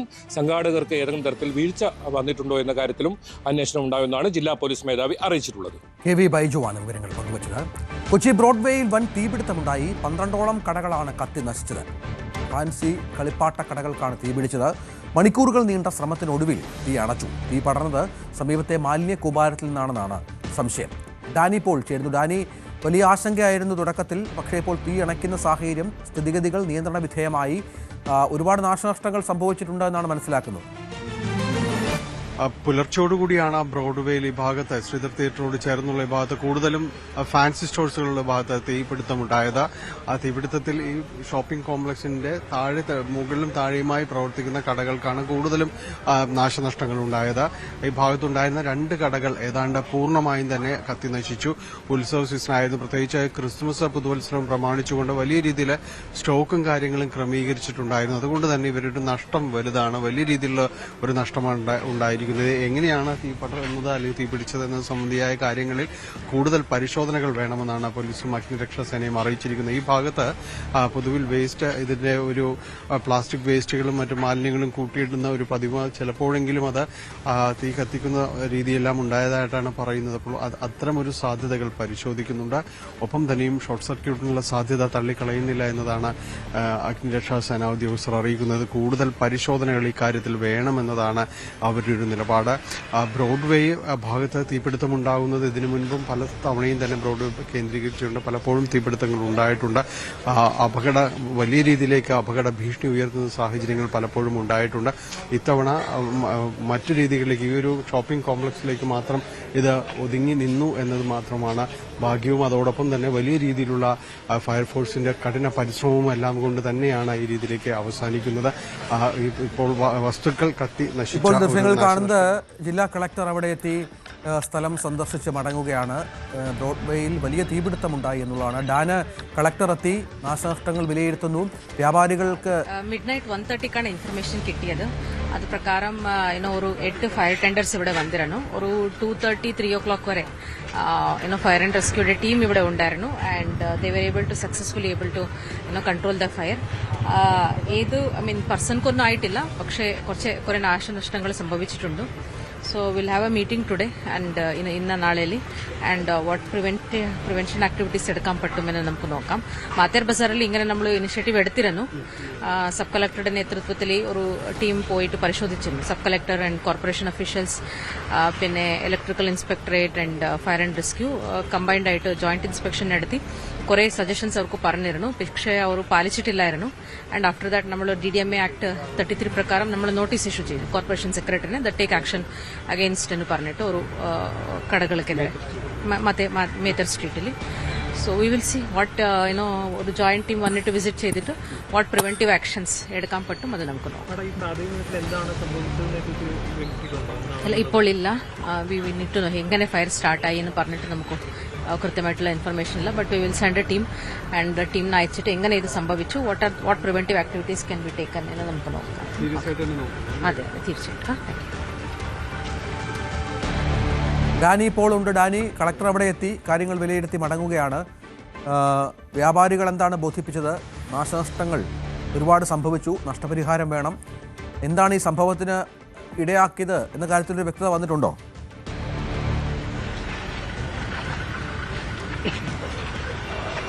രഞ്ജിത്ത്, ജില്ലാ കളക്ടർ ജി പ്രിയങ്ക ഇപ്പോൾ ഇത് സ്ഥലം സന്ദർശിച്ച പ്രാഥമികമായ ഒരു വിലയിരുത്തൽ, കാരണം അവർ സംസാരിച്ചാൽ അവർക്ക് ഒരു പ്രൈമറി റിപ്പോർട്ട് അവർക്ക് ലഭിച്ചിട്ടുണ്ട്. ഏതായാലും അത്തരം കാര്യങ്ങൾ കൂടുതൽ വിശകലനം ആവശ്യമാണ്. ഇന്ന് ഒരു മീറ്റിംഗ് ഇതുമായി ബന്ധപ്പെട്ടുകൊണ്ട് ചേരുന്നുണ്ട്. യോഗം ചേരുന്നതിന് ശേഷം കൂടുതൽ കാര്യങ്ങൾ വ്യക്തമാക്കാമെന്നാണ് പറഞ്ഞിരിക്കുന്നത്. എന്താണ് തീപിടുത്തത്തിന് കാരണമെന്നതടക്കമുള്ള കാര്യങ്ങൾ ഈ അഗ്നിരക്ഷാസേന ഉദ്യോഗസ്ഥരും പോലീസും അടക്കം നൽകുന്നുണ്ട്. അതിനുശേഷം ഇതുമായി ബന്ധപ്പെട്ടുകൊണ്ട് കൂടുതൽ വിശദാംശങ്ങളിലേക്ക് അടക്കം അവർ പറഞ്ഞതിൽ ഒരു കാര്യം ശ്രദ്ധിക്കേണ്ടതുണ്ട്. കാരണം മേത്തർ ബസാർ, ഇതിന് തൊട്ടപ്പുറത്തുള്ള മേത്തർ ബസാർ നമ്മൾ ക്രിസ്തുമസിനും എല്ലാം തന്നെ വലിയ രീതിയിലുള്ളൊരു തിരക്കെല്ലാം അനുഭവപ്പെടുന്നതാണ്. അവിടെ കൃത്യമായ രീതിയിലുള്ളൊരു പ്രോട്ടോകോൾ, ഒരു ഫയർ പ്രോട്ടോകോൾ അടക്കമുള്ള സംവിധാനങ്ങളുണ്ട്. അവിടെ അത് പാലിച്ചിട്ടില്ല എന്ന് അത് ആദ്യഘട്ടത്തിൽ കണ്ടെത്തി അവർക്ക് നോട്ടീസ് നൽകുന്നത് അടക്കമുള്ള ഒരു നടപടികൾ ഉണ്ടായിരുന്നു എന്നത് അവർ സൂചിപ്പിക്കുകയും ചെയ്തിട്ടുണ്ട്. സമാനമായ രീതിയിൽ ഉള്ളൊരു സാഹചര്യങ്ങൾ എങ്ങനെയായിരുന്നു എന്നത് അടക്കമുള്ള കാര്യങ്ങൾ വിലയിരുത്തേണ്ടതുണ്ട്. കാരണം ഇതിൽ തീപിടുത്തമുണ്ടാകുമ്പോൾ അതിൽ പ്രതിരോധ മാർഗങ്ങൾ അടക്കം സ്വീകരിക്കണം.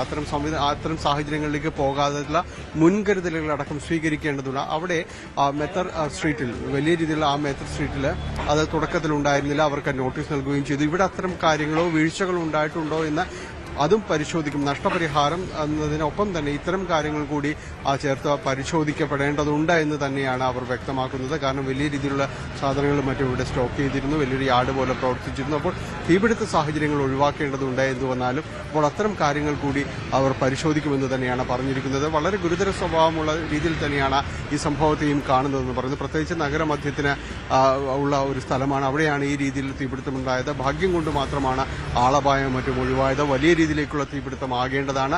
അഗ്നിരക്ഷാസേനയുടെ 8ഓളം യൂണിറ്റുകൾ ഇവിടെ നിരന്തരം കഠിനാധ്വാനം ചെയ്തതുകൊണ്ട് മാത്രമാണ് ഒരുപക്ഷെ ഇത് ഈ രീതിയിലെങ്കിലും ഇങ്ങനെ ഒഴിവാക്കാനായിട്ട് വലിയ ദുരന്തം ഒഴിവാക്കാനായിട്ട് സാധിച്ചത്. അപ്പോൾ അതുകൊണ്ട് മുൻകരുതൽ സംവിധാനങ്ങളടക്കം വ്യാപാരികളുടെ അടക്കമുള്ള ഭാഗത്തു നിന്ന് അത്തരം പ്രോട്ടോകോൾ പ്രകാരം എന്തെല്ലാം ചെയ്തിട്ടുണ്ടോ എന്നതുകൂടി പരിശോധിക്കുമെന്നാണ് ജില്ലാ കളക്ടർ പറഞ്ഞത്. ഇന്ന് വിശദമായ റിപ്പോർട്ട് ലഭിക്കും, അതിനുശേഷം കൂടുതൽ വ്യക്തമാക്കുമെന്ന് അവർ പറയുകയുണ്ടായി. രഞ്ജിത്ത, ജില്ലാ കളക്ടർ അവിടെ എത്തി സന്ദർശനം നടത്തി മടങ്ങി നാശനഷ്ടങ്ങൾ വിലയിരുത്തി എന്നാണ് മനസ്സിലാക്കേണ്ടത്. ഇതുമായി ബന്ധപ്പെട്ട റിപ്പോർട്ടുകൾ തേടിയിട്ടുണ്ട്, അതനുസരിച്ചാകും ഇനി ജില്ലാ ഭരണകൂടത്തിൻ്റെ തുടർ നടപടികൾ. നമുക്കറിയാം ഏറെ പ്രധാനപ്പെട്ട ഒരു കേന്ദ്രമാണ് കൊച്ചിയിലെ ബ്രോഡ്വേ എന്ന് പറയുന്നത്. അവിടെ തീപിടുത്തമുണ്ടാകുന്നു എന്നുള്ളത് ഗൗരവതരമായ കാര്യം തന്നെയാണ്. അത്തരത്തിലുള്ള വിലയിരുത്തലാണ് കളക്ടറും നടത്തിയത്. ഡാനി പോളാണ് വിവരങ്ങൾ പങ്കുവച്ചത്. നമുക്ക് ആലപ്പുഴയിലേക്കൊന്ന് പോകണം. ആലപ്പുഴയിൽ ഇന്ന് ഹോട്ടലുകൾ അടച്ചിടുന്ന സാഹചര്യമാണ്. പക്ഷിപ്പനിയെ തുടർന്ന് കോഴിയിറച്ചി വിഭവങ്ങൾ നിരോധിച്ചതിൻ്റെ പശ്ചാത്തലത്തിലാണ് വ്യാപാര വ്യവസായ സമിതിയുടെ തീരുമാനം. ശീതീകരിച്ച് ഇറച്ചി ഉപയോഗിക്കാൻ പോലും അനുമതിയില്ലെന്ന് ഹോട്ടൽ ഉടമകൾ പറയുന്നുണ്ട്. ശരണ്യ സ്നേഹജൻ വിവരങ്ങളുമായി ചേരുകയാണ്. ശരണ്യ, ജില്ലയിൽ 8ഓളം സ്ഥലങ്ങളിൽ ഇതിനകം പക്ഷിപ്പനി റിപ്പോർട്ട് ചെയ്ത പശ്ചാത്തലമുണ്ട്. ആദ്യമായല്ല ആലപ്പുഴയിൽ പക്ഷിപ്പനി ഉണ്ടാകുന്നത്. പക്ഷിപ്പനിയുടെ ഭീതി എല്ലാ വർഷവും അവിടെ സംഭവിക്കാറുണ്ട്. ഇത്തവണ കുറച്ചുകൂടി കാര്യങ്ങൾ ഗൗരവതരമാണ് എന്നുള്ളതാണോ? എന്താണ് വ്യാപാരികൾ, ഹോട്ടൽ ഉടമകൾ പറയുന്നത്?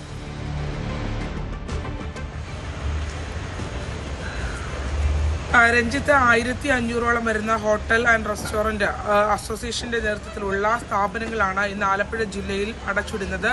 ഇന്ന് പുലർച്ചെ മുതൽ ഹോട്ടലുകൾ പ്രവർത്തിക്കില്ല എന്നുള്ളതാണ് ഇന്നലെ വൈകിട്ടോടെ അവർ അറിയിച്ചിട്ടുള്ളത്. അതുപോലെ തന്നെയാണ് സാഹചര്യങ്ങൾ നീങ്ങുന്നത് എന്നുള്ളതാണ്.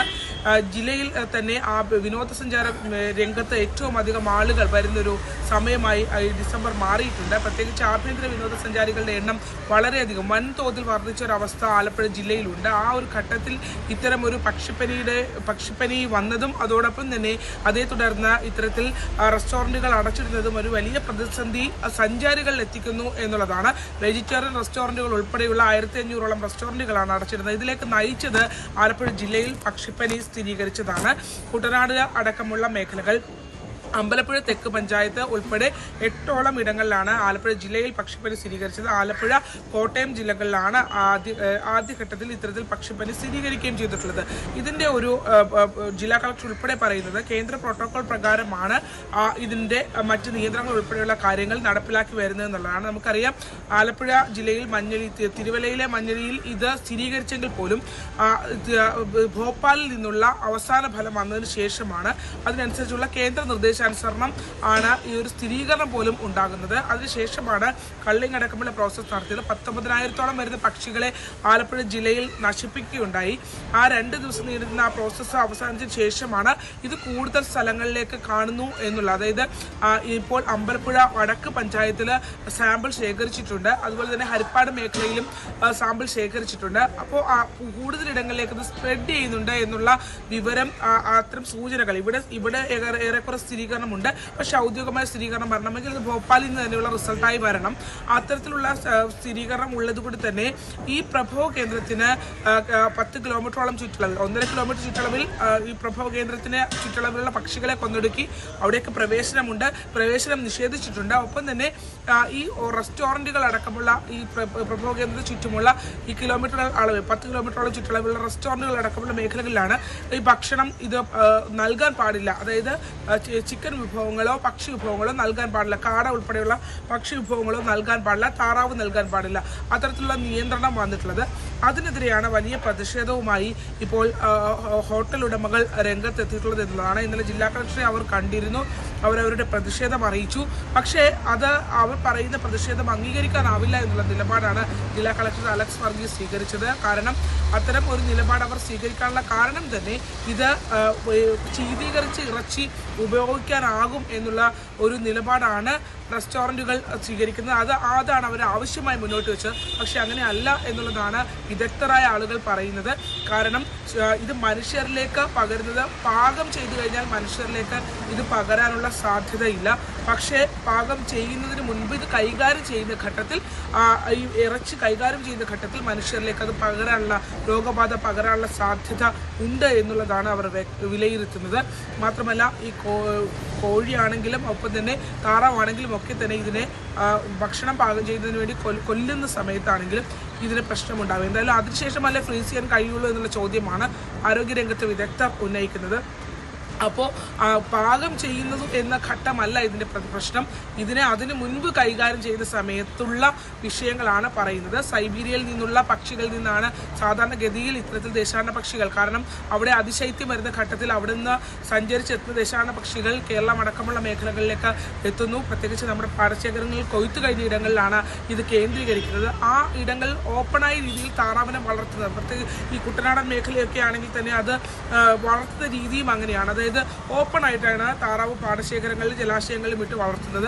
അല്ലെങ്കിൽ ഇവയെ അടച്ച രീതിയിൽ വളർത്തേണ്ടതുണ്ട്. അത്തരത്തിൽ വളർത്തുന്ന ഒരു രീതി ഇവിടെ ഇല്ല എന്നുള്ളതാണ്. അപ്പോൾ നിലവിലത്തെ സാഹചര്യത്തിൽ അത് അനുവദിക്കുകയാണെങ്കിൽ അത് പ്രശ്നമുണ്ടാകും എന്നുള്ളത് തന്നെയാണ് ആരോഗ്യരംഗത്തെ വിദഗ്ധർ പറയുന്നത്. എന്നാൽ അതേസമയം തന്നെ ഈ ഹോട്ടലുകൾ ഏറ്റവും അധികം വിറ്റഴിക്കപ്പെടുന്ന വിഭവമാണ് ഈ ചിക്കൻ ഉൾപ്പെടെയുള്ള വിഭവങ്ങൾ, ചിക്കൻ ഉപയോഗിച്ചിട്ടുള്ള വിഭവങ്ങൾ. അതുകൊണ്ട് തന്നെ അത് വിൽക്കാൻ കഴിയാത്തത് വലിയ നഷ്ടമുണ്ട്. തീർച്ചയായും ഇതാണ് സാഹചര്യം. ഏതായാലും ആലപ്പുഴയിൽ ഹോട്ടലുകൾക്ക് ഇന്ന് അവധിയാണ്, ഹോട്ടലുകൾ അടച്ചിട്ടിരിക്കുകയാണ്. ആലപ്പുഴ ജില്ലയിലെ പക്ഷിപ്പനിയുമായി ബന്ധപ്പെട്ട് ജില്ലാ ഭരണകൂടം ഏർപ്പെടുത്തിയ നിയന്ത്രണങ്ങളാണ് ഹോട്ടൽ ഉടമകളുടെ പ്രതിഷേധത്തിന് കാരണമായത്. സേവ് ബോക്സ് തട്ടിപ്പിൽ കൂടുതൽ അന്വേഷണത്തിന് ഇഡി നടൻ ജയസൂര്യയുടെ മൊഴി പരിശോധിച്ച ശേഷം വീണ്ടും ചോദ്യം ചെയ്യും. പരസ്യചിത്രത്തിൽ കരാർ പ്രകാരം അഭിനയിക്കുക മാത്രമേ ചെയ്തിട്ടുള്ളൂ എന്നാണ് ജയസൂര്യയുടെ മൊഴി. ഡാനി പോൾ ചേരുന്നുണ്ട്. ഡാനി, ഈ തട്ടിപ്പിൻ്റെ ഭാഗമാണ് ജയസൂര്യ എന്ന വിലയിരുത്തൽ തന്നെയാണോ ഇഡിക്കുള്ളത്? കേവലം പണം നൽകി അഭിനയിച്ചു എന്നതിനപ്പുറം മറ്റു പങ്കാളിത്തമൊന്നുമില്ല എന്നാണല്ലോ ജയസൂര്യയുടെ നിലപാട്.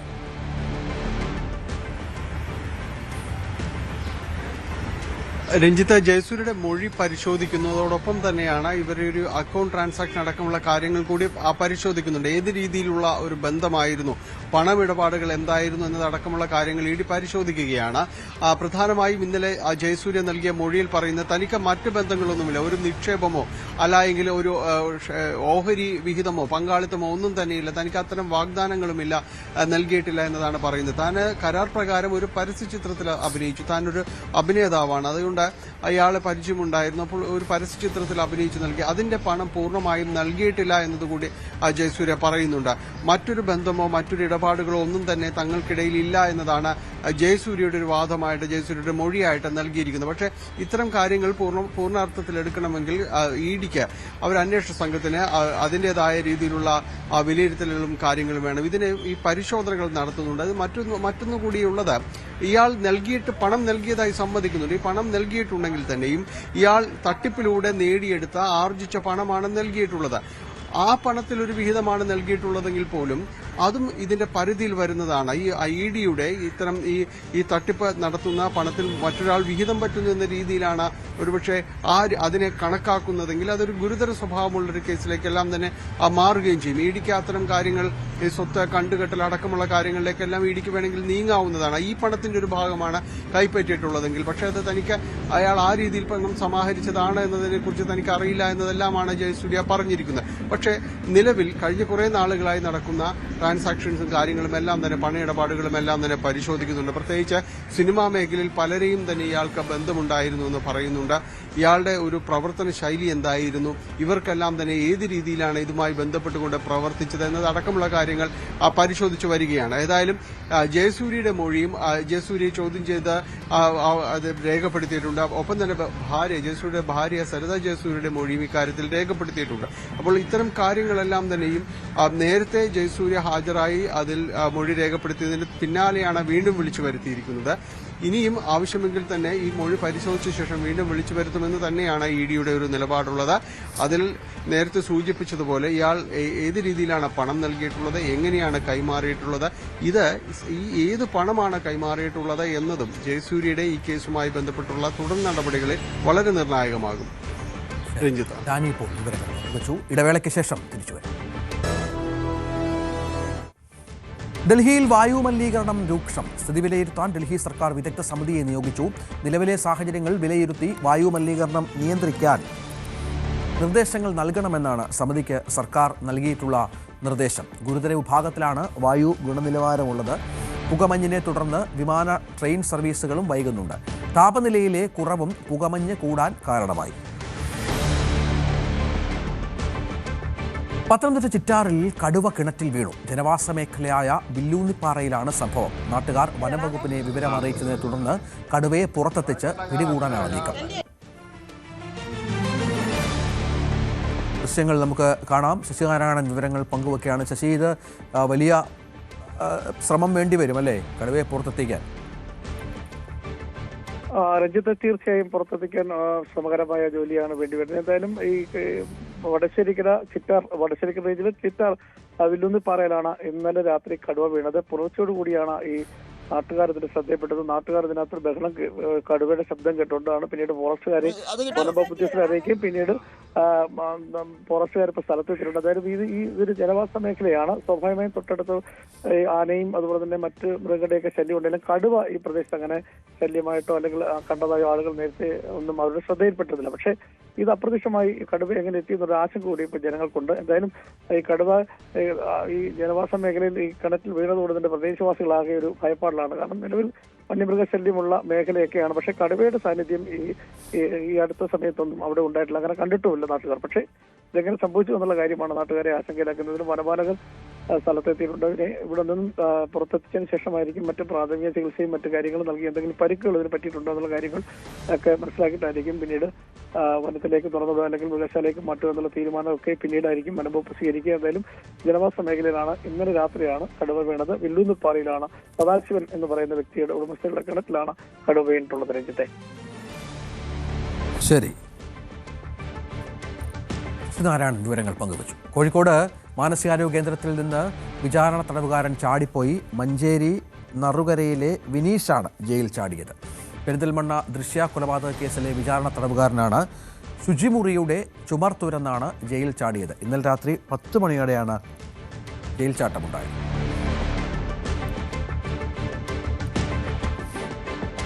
പാലക്കാട് യുവാവിനെ പോസ്റ്റിൽ കെട്ടിയിട്ടു മർദ്ദിച്ചു. എലപ്പുള്ളി തേനാരിയിൽ ഒകരംപള്ളിയിലായിരുന്നു സംഭവം. പ്രദേശവാസിയായ വിപിനാണ് മർദ്ദനമേറ്റത്. വിപിന്റെ സുഹൃത്തുക്കളും നിരവധി കേസുകളിലെ പ്രതികളുമായ 2 പേരെ കസബ പോലീസ് അറസ്റ്റ് ചെയ്തു.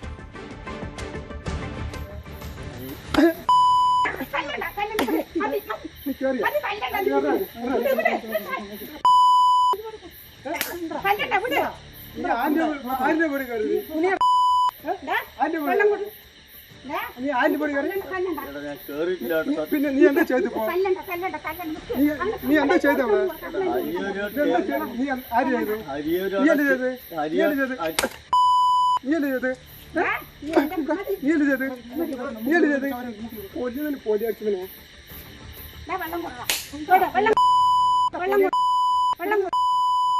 ചെയ്യേ.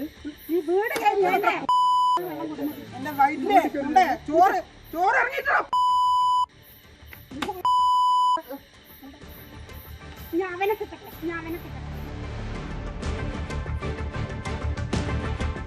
പ്രജിത്ത് വിവരങ്ങൾ പങ്കുവെക്കും. പ്രജിത്ത്, എന്താണ് സംഭവിച്ചത്? ഇയാളെ ഇങ്ങനെ മർദ്ദിക്കാനുള്ള സാഹചര്യം എന്താണ്? രഞ്ജിത്ത്, ഡിസംബർ 17-നാണ് ഈ സംഭവം നടക്കുന്നത്. അതായത് വാളയാറിൽ ആൾക്കൂട്ട മർദ്ദനത്തിന് ഇരയായി മരിച്ച അതിഥി തൊഴിലാളി മരിച്ച അതേ ദിവസമാണ് ഈ എലപ്പുള്ളി തേനാരിയിലും ഈ സംഭവം നടക്കുന്നത്. എലപ്പുള്ളി ഇവർ ഈ മർദ്ദനമേറ്റ ആളും മർദ്ദിക്കുന്നവരും സുഹൃത്തുക്കളാണ്. ഇവർ തമ്മിലുള്ള സാമ്പത്തിക പ്രശ്നങ്ങൾ ഉണ്ടെന്നാണ് പറയുന്നത്.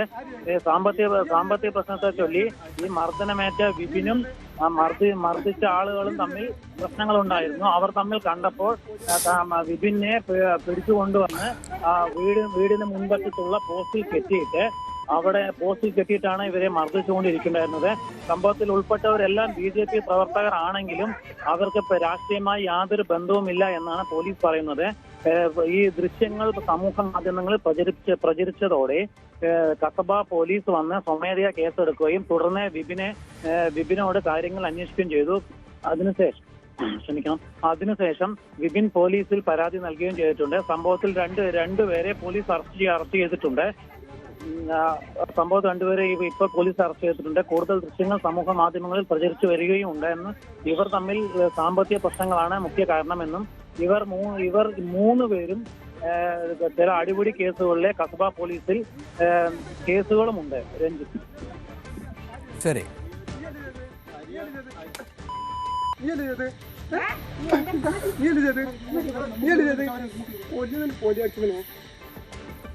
കോഴിക്കോട്ട് മാനസികാരോഗ്യ കേന്ദ്രത്തിൽ നിന്ന് വിചാരണ തടവുകാരൻ ചാടിപ്പോയി. മഞ്ചേരി നറുകരയിലെ വിനീഷാണ് ജയിൽ ചാടിയത്. പെരിന്തൽമണ്ണ ദൃശ്യ കൊലപാതക കേസിലെ വിചാരണ തടവുകാരനാണ്.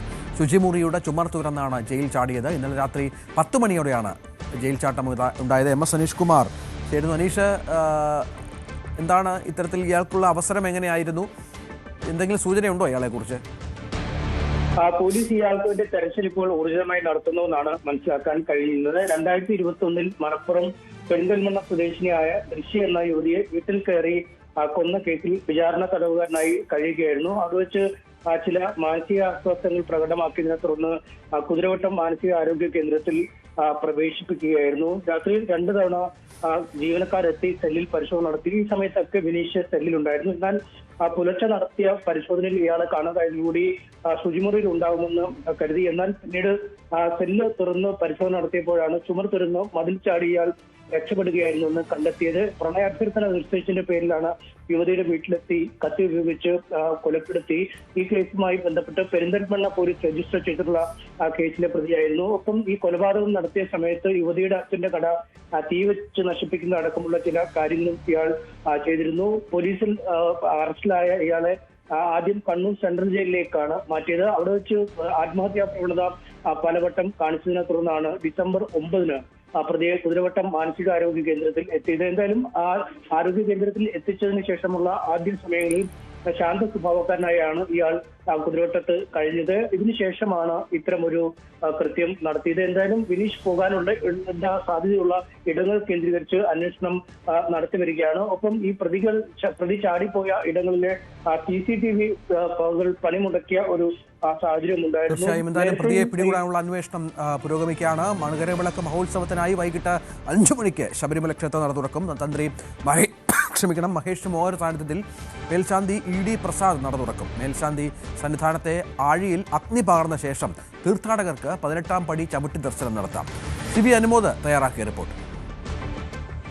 മകരവിളക്ക് തീർത്ഥാടന കാലത്തിന് ഇന്ന് തുടക്കമാവുകയാണ്. വൈകുന്നേരം 5 മണിക്കാണ് നട തുറക്കുക. തന്ത്രി മഹേഷ് മോഹനരുടെ സാന്നിധ്യത്തിൽ മേൽശാന്തി ED പ്രസാദാണ് നട തുറക്കുക. ശേഷം ആഴിയിൽ അഗ്നി പകരും. അതിനുശേഷമാകും തീർത്ഥാടകർക്ക് 18ാം പടി ചവിട്ടാനാവുക. ഇന്ന് സാധാരണ ചടങ്ങുകൾ മാത്രമാണുള്ളത്. നാളെ മുതലാണ് നെയ്യഭിഷേകം അടക്കമുള്ള കാര്യങ്ങൾ ഭക്തർക്ക് സാധ്യമാവുക. ഇന്ന് 30,000 പേർക്കാണ് വിർച്വൽ ക്യൂ വഴി ബുക്കിംഗ് നൽകിയിട്ടുള്ളത്. 30,000 പേർക്ക് ഇന്ന് ദർശനത്തിനുള്ള സാധ്യത അല്ലെങ്കിൽ സാഹചര്യം ഉണ്ട്. ഈ മണ്ഡല തീർത്ഥാടന കാലത്തിന് ശേഷം മകരവിളക്ക് തീർത്ഥാടന കാലം തുടങ്ങുമ്പോൾ വലിയ ഒരുക്കങ്ങളാണ് സന്നിധാനത്ത് നടക്കുന്നത്. നമുക്കറിയാം, ഏറ്റവും അധികം തീർത്ഥാടകർ എത്തിച്ചേരുന്ന ഒരു സമയം കൂടിയാണ് ഈ മകരവിളക്കിൻ്റെ ഈ ദിവസങ്ങൾ. അതുകൊണ്ട് തന്നെ അത് മുൻനിർത്തി മുൻപത്തേക്കാൾ കൂടുതൽ പോലീസുകാരെയും മറ്റ് സുരക്ഷാ സംവിധാനങ്ങളെയും ഒക്കെ തന്നെ നിയോഗിച്ചിട്ടുണ്ട്. പോലീസിൻ്റെ പുതിയ ബാച്ചും ഇന്നാണ് ചുമതലയേൽക്കുക. നിലയ്ക്കൽ, പമ്പ, സന്നിധാനം തുടങ്ങി 3 4,500-ലധികം പോലീസുകാരാണ് സുരക്ഷാ ജോലികൾക്കായിട്ട് വിന്യസിക്കപ്പെടുക. വലിയ മുന്നൊരുക്കങ്ങൾ മകരവിളക്കിൻ്റെ സമയത്ത് വലിയ തിരക്കുണ്ടാകുമെന്ന് മുൻവിധിയിൽ തന്നെ അല്ലെങ്കിൽ അത്തരത്തിലൊരു മുൻകരുതൽ തന്നെ വലിയ മുന്നൊരുക്കങ്ങൾ തന്നെയാണ് സന്നിധാനത്ത് പൂർത്തിയാകുന്നത്. എന്നാണെങ്കിലും നേരത്തെ നമ്മൾ കണ്ടതാണ്, മകരവിളക്കിന് മുൻപ് ഈ തിരക്ക് വരും എന്നുള്ളൊരു കണക്കൂട്ടലിൽ ഒരുക്കുമ്പോൾ ആദ്യം നട തുറന്ന സമയത്തുണ്ടായതുപോലെ വലിയ ഒരു ജനങ്ങളുടെ പ്രവാഹം, ഭക്തജന പ്രവാഹവും അതേ തുടർന്നായ ബുദ്ധിമുട്ടുകളും നമ്മൾ കണ്ടതാണ്. അപ്പോൾ അങ്ങനെ ഒരു സാഹചര്യം ഒഴിവാക്കുവാൻ വേണ്ട മുൻകരുതലാണ് ഇപ്പോൾ ഇവിടെ സ്വീകരിക്കുന്നത്. എന്നാണെങ്കിലും വൈകുന്നേരം 5 മണിയോടെ നട തുറക്കുന്നതോടെ മകരവിളക്ക് തീർത്ഥാടനകാലത്തിന് സന്നിധാനത്ത് തുടക്കമാകും. സന്നിധാനത്തും CB Anumod, news 18.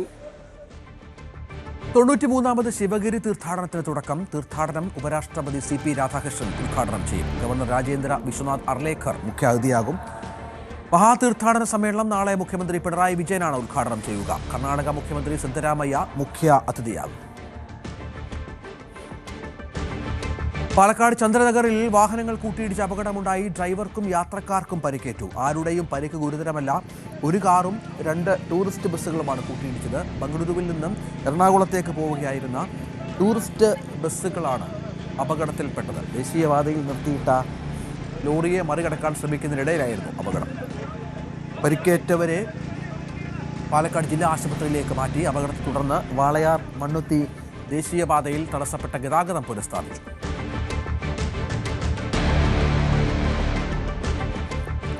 Malappuram വളാഞ്ചേരിയിൽ road മുറിച്ച് കടക്കുന്നതിനിടെ കാറിടിച്ച് മധ്യവയസ്കന് ദാരുണാന്ത്യം. തിങ്കളാഴ്ച രാത്രി 11 മണിയോടെയായിരുന്നു സംഭവം. കോഴിക്കോട് റോഡിൽ നഗരസഭാ കാര്യാലയത്തിന് 50 മീറ്റർ അകലെ വെച്ചാണ് അപകടം.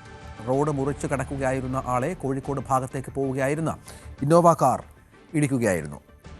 റോഡരികിലേക്ക് തെറിച്ചു വീണ ഇദ്ദേഹത്തെ ഇതേ കാറിൽ വളാഞ്ചേരി നടക്കാവിലെ ആശുപത്രിയിൽ പ്രവേശിപ്പിച്ചു. പരിക്ക് ഗുരുതരമായതിനാൽ മറ്റൊരു ആശുപത്രിയിലേക്ക് മാറ്റാൻ ശ്രമിക്കുന്നതിനിടെയായിരുന്നു മരണം. മരിച്ചയാളെ തിരിച്ചറിഞ്ഞിട്ടില്ല.